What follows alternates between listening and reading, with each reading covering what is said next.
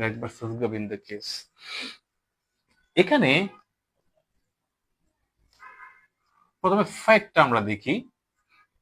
ফ্যাক্টটা হচ্ছে 18 বছরের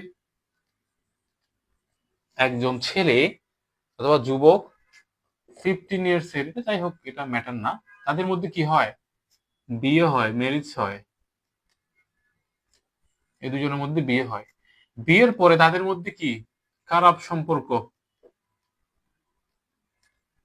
18 বছরের যুবকের সাথে 15 বছরের বালিকার অথবা যুবতীর বিয়ে হয়। বিয়ে হওয়ার পর তাদের মধ্যে কি তেমন সম্পর্ক খারাপ ছিল না, খারাপ সম্পর্ক, এবং এই যুবক কি করত, তার সাথে খারাপ ব্যবহার করত। এবং এই খারাপ ব্যবহারের ধারাবাহিকতায় সে কি করলো, একদিন যেদিন ঘটনা ঘটেছে, তার স্ত্রীকে, এই যে তার স্ত্রী, এই এটা বি, তার স্ত্রীকে লাথি মেরে ফেলে দিল, কিক আউট করে ফেলে দিল। এই দম্পতি, তাদের মধ্যে ভালো সম্পর্ক ছিল না, ভালো সম্পর্ক না থাকার প্রেক্ষাপট ধরেই একদিন, অথবা খারাপ ব্যবহার করতো, ভালো সম্পর্ক বলা যাবে না, ও খারাপ ব্যবহার করতো, সেটার প্রেক্ষাপট ধরে একে একদিন কি করে দিল, লাথি মেরে ফেলে দিল, কিক আউট করে ফেলে দিলেই সেই দমে থাকেনি। ফেলে দেওয়ার পর সে দমে থাকেনি। সে কি করেছে, তার চেস্টে তার নিটা রেখে, তার বুকে পা রেখে, তার বুকে পা রেখে, ঘটনাগুলো বোঝার জন্য এগুলা কি হয়েছে এটা বুঝতে হবে। বুকে পা রেখে তার ক্লোজ মুষ্টিবদ্ধ হাতে 3-4টা ব্লো দিল।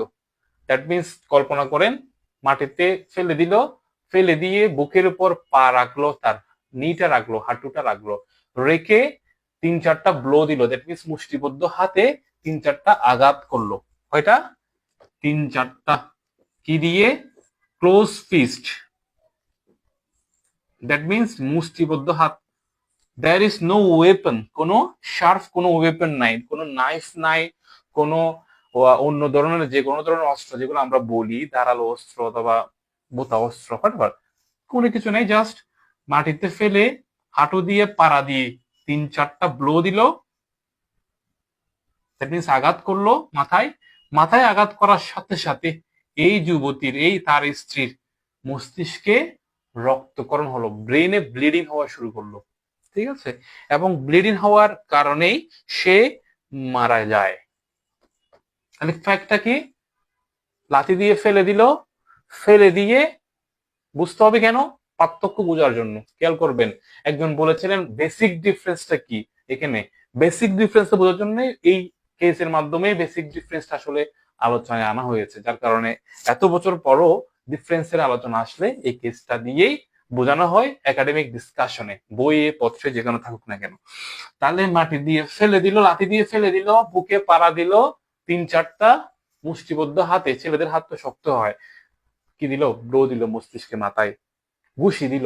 ওকে, তো মস্তিষ্কের ব্লিডিং হওয়ার কারণে সে আলটিমেটলি মারা যায়। ওকে, এখন এই মারা যাওয়াটা কি কালপেবল হোমিসাইড হবে নাকি মার্ডার হবে, এই জিনিসটা ডিটারমাইন করার জন্য বেসিক্যালি পার্থক্যায়ন করা হয়েছে, ডিফারেন্সিয়েট করা হয়েছে। ওকে, এটা কি মার্ডার হবে নাকি কালপেবল হোমিসাইড হবে, এটার জন্য বেসিক্যালি দুইটাকে আলাদা পার্থক্যায়ন করা হয়েছে। হোয়াটএভার, এই কেসের রেজাল্টটাই বলি, প্রথম রেজাল্টটাই বলি, ফাইনাল না। তাহলে এই যে ফ্যাক্ট, এই ফ্যাক্ট যখন কোর্টে মামলা করা হলো তৎকালীন সময়ই, আশা করি ফ্যাক্টটা শুনেছেন আপনারা, যখন মামলা করা হলো তখন, তখন সেশন কোর্ট, হয়তো তখন এটা ছিল কিনা জানি না, দায়রা জজ, সেশন কোর্ট কি করলো, এটাকে বলেছে মার্ডার। কি বলেছে? মার্ডার, মরে গেছে, মার্ডার। ওকে, যখন আমরা জানি এই ডেথ কি লাগে, এখন লাগে, তখন হয়তো লাগতো, যদি আমাদের সেশন কোর্ট যদি কাউকে মৃত্যুদণ্ড দেয়, সাথে সাথে মৃত্যুদণ্ড কার্যকর করা যায় না, কি করতে হয়, সেটা কনফার্মেশনের জন্য হাইকোর্টে পাঠাতে হয়। তৎকালীন এটার উপরে ঊর্ধ্বতন আদালত, যিনি যারা ছিলেন অথবা যে প্ল্যাটফর্ম ছিল, যে অথরিটি ছিল, তাদের কাছে যখন এটা গেছে, তখন দুইজন বিচারকের কাছে, তখন তো এগুলা জুরি বোর্ড বলতাম, জয়েন্ট বেঞ্চ হইতো, এখনো আছে। তো দুইজন বিচারক দুইটা অপিনিয়ন দেন, একজন বলো যে এটা মার্ডার হবে, আরেকজন হবে যে এটা কালপেবল হোমিসাইড হবে। প্রথমে দায়রা জজ এটাকে মার্ডার বলেছে, ফ্যাক্টটাতে মার্ডার বলেছে, সে মারা গিয়েছে, মার্ডার বলেছে। পরে এটা কনফার্মেশনের জন্য উপরে গেল, অথবা যেটা ঊর্ধ্বতন অথরিটির নলেজে আনা হলো, অথবা তাদের বিবেচনার জন্য দেওয়া হলো। একজন বলতেছে এটা মার্ডার, আরেকজন বলতেছে এটা কি হবে, কালপেবল হোমিসাইড হবে। তাহলে তো কোন দিকে যাওয়া যায়, যাওয়া যাবে না। সেজন্য কি করা হয়েছে, থার্ড ওপিনিয়নের জন্য, তৃতীয় ব্যক্তির, তৃতীয় কোনো বিচারকের মতামত নেওয়ার জন্য একজন বিচারকের কাছে পাঠানো হয়। যেহেতু একজন বিচারক বলেছে মার্ডার, আর একজন বিচারক বলেছে কি এটা কালপেবল হোমিসাইড, সেজন্য কি হলো, এটাকে একজন থার্ড ওপিনিয়নের জন্য আরেকজনের জন্য পাঠা হয়, এবং সেই জাস্টিসের নাম ছিল মেলভিল। এবং এই এটার জন্য উনি এখনো আলোচিত, জাস্টিস মেলভিল, বানান ভুল হতে পারে, মেলভিল। উনি সরাসরি কোনো কি দেন নাই, জাস্টিস মেলভিল সরাসরি বলেন না যে দিস ইজ মার্ডার অথবা দিস ইজ কালপেবল হোমিসাইড। উনি বলতেছেন যে দেখি আপাতত আমি ফ্যাক্টটাকে কোন দিকে ফেলানো যায়। উনি বলতেছে যে আমি আগে দেখি কোন দিক দিয়ে ফেলানো যায়, কোন দিক দিয়ে ফেলানো যায়। কে, জাস্টিস মেলভিল বলতেছে কোন দিক দিয়ে ফেলানো যায়। উনি ডিফারেন্সিয়েট করেছেন, তখন কি করেছেন, ডিফারেন্সিয়েট করেছেন। প্রথমে বলেছেন 299, তারপর 300, চারটা গ্রাউন্ডের কথা। এখানে দেখবেন 299 কিন্তু কি বলা আছে, তিনটা গ্রাউন্ড আমরা শুরুতে পড়েছিলাম, কি উপর থেকে লিখি, এই মেলভিল কি করেছে, এটাকে তিনটা পার্থক্য করেছে, 299 এবং 300। আমরা ফার্স্ট পার্টে চারটা পেয়েছিলাম না, এখানে পাইছিলাম কয়টা, তিনটা এলিমেন্টের কথা পেয়েছিলাম। এখানে কি ছিল, ইন্টেনশন। এখানেও পড়েছিলাম কি, ইন্টেনশন, দ্যাট মিনস অভিপ্রায়, লেখার দরকার নাই, আপনারা জানেন ইন্টেনশন এবং ইন্টেনশন, কারণ culpable homicide equal to murder, এটা আমরা জানি। এখানে আমরা আরেকটা পড়েছিলাম কি, যেটা এমন কোন আঘাত করেছে যেটা প্রবাবলি কি করে,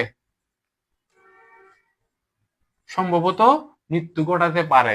এমন কোন অফেন্ডার এমন কোন আঘাত করেছে যেটা মৃত্যু ঘটানোর, সম্ভবত মৃত্যু ঘটাতে পারে। যে শারীরিক জখম করা হয়েছে, ফিজিক্যাল ইনজুরি করা হয়েছে, যেটার মাধ্যমে মৃত্যু ঘটার, কেউ মারা যাওয়ার সম্ভাবনা রয়েছে। আরেকটা পড়েছিলাম কি আমরা, নলেজ। কোথায় পড়েছিলাম, 299-এ। ইন্টেনশন থাকলে, অভিপ্রায় থাকলে, প্রবাবিলিটি যদি থাকে, যে আঘাতটা করেছিলাম এটার একটা সম্ভাবনা রয়েছে সে মারা যেতে পারে। ওকে, নলেজ যদি থাকে, এটা পড়েছিলাম কোথায়, 299-এ। আমরা যখন কিছুক্ষণ আগে আজকের আলোচনা শুরুতে বলেছিলাম চারটা এলিমেন্ট, কি কি, ইন্টেনশন, নলেজ এবং নেচার অফ ইনজুরি, এবং পড়েছিলাম ডেঞ্জারাস কিনা এটা।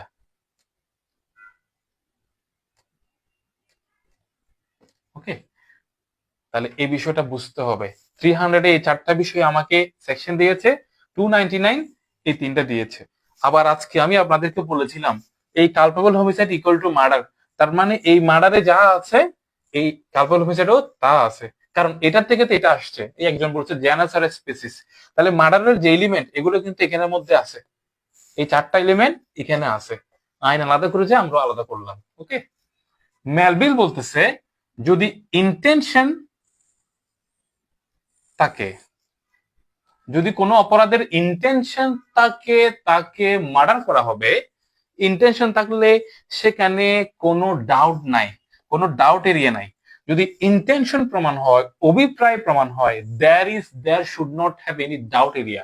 এখানে কোনো সন্দেহের কোনো চিহ্ন, সন্দেহের কোনো অবকাশ রাখা যাবে না। That will be murder. কি হবে, মার্ডার হবে। ইন্টেনশন যদি থাকে, দুইটা একসাথে পার্থক্য করতেছি। ওকে, বলা হচ্ছে এখানে মেলভিল আটটা কি কথা বলছে, এখানে যেটা সি আছে 3 নাম্বার, এই নলেজ, এখানে কিন্তু ডেঞ্জারাস একটা নলেজ থাকবে। এখানে নলেজের দুইটা অপশন বলেছে। এই নলেজ যদি থাকে এবং অপরাধটা সে জানে যে অফেন্ডার এটা এত বিপজ্জনক যে যে কেউ মারা যেতে পারে, এটা তো বললাম নলেজ থাকলে আছে। অপরাধী জানে যে সেটা এতটাই বিপজ্জনক অ্যাক্টিভিটি আমি করতে যাচ্ছি, এখানে যে কোনো কেউ মারা যেতে পারে, সম্ভাব্য ফলাফল যে কোনো কেউ মারা যেতে পারে। মেলভিল বলতেছে এই ক্ষেত্রেও কি হবে, এটা মার্ডার হবে যদি সম্ভাব্য ফলাফলটা নলেজ আছে এবং ফলাফল অবধারিত থাকে এখানে এটা কেউ মারা যাবে, তাহলে এটাও কি হবে, মার্ডার হবে। তাহলে ইন্টেনশন থাকলো মার্ডার, নলেজ থাকলো মার্ডার। ম্যালভিল বলতেছে এখানে একটা নলেজের কথা বলা আছে, এই ক্ষেত্রে কি হবে, মার্ডার হবে। কি হবে, মার্ডার হবে। তাহলে ইন্টেনশন থাকলো মার্ডার, যদি সহজ কথা বলি, সহজ বাংলায় বলি, অভিপ্রায় থাকলো মার্ডার, এবং অপরাধী যদি জ্ঞান থাকে এই অপরাধের কারণে সম্ভাব্য পরিণতি মৃত্যু, তখন সেটাও কি হবে। এখন অফিসার জ্ঞান ছিল কি ছিল না আমি কেমনে বুঝবো, ইন্টেনশন ছিল কি ছিল আমরা কেমনে বুঝবো, এটা সাক্ষ্য প্রমাণের বিষয়, তাহলে এটাও মার্ডার হবে। তাহলে একজন আমাকে প্রশ্ন করেছেন কিছুক্ষণ আগে, where is the ultimate difference, where is the actual difference, actual difference is here, এই প্রবাবিলিটি,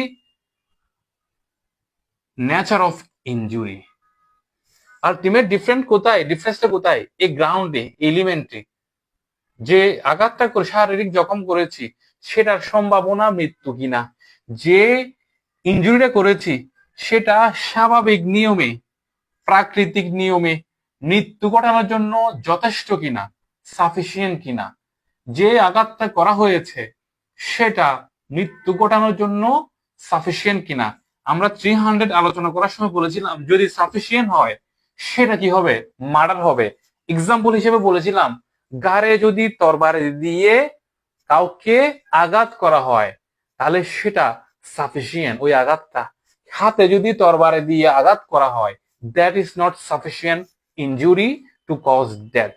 তো এই ইনজুরি যদি সাফিসিয়েন্ট হয় আমরা বলেছিলাম মার্ডার হবে। তো এখানে বলা হচ্ছে আপনার আলটিমেট ডিফারেন্স এরই হচ্ছে আপনি যে আঘাতটা করেছেন, অফেন্ডার যে আঘাতটা করেছে সেটার degree of probability, degree of probability একটা ওয়ার্ড ইউজ করা হয়েছে এখানে, ডিগ্রি অফ প্রবাবিলিটি, সম্ভাবনার মাত্রাটা। ওকে, এটাই আলটিমেট ডিফারেন্স। ইন্টেনশন নলেজ থাকলে মার্ডার হয়ে যাবে, there is no doubt area. Difference এই জায়গায় কোনো ডিফারেন্স নাই, কারণ ইন্টেনশন এখানে আছে, এখানেও আছে, নলেজ এখানে আছে, এখানে নলেজ আছে। ওকে, কারণ এগুলোতে কিন্তু আলটিমেটলি এখান থেকে আসছে। তো এটা আর এটার মধ্যে বেসিক্যালি কি, এই প্রবাবিলিটি এবং নেচার অফ ইনজুরি, অপরাধের প্রকৃতি, আঘাতের প্রকৃতি, এটাই হচ্ছে ডাউট এরিয়া। এখানে একটা ওয়ার্ড ইউজ করা হয়েছে,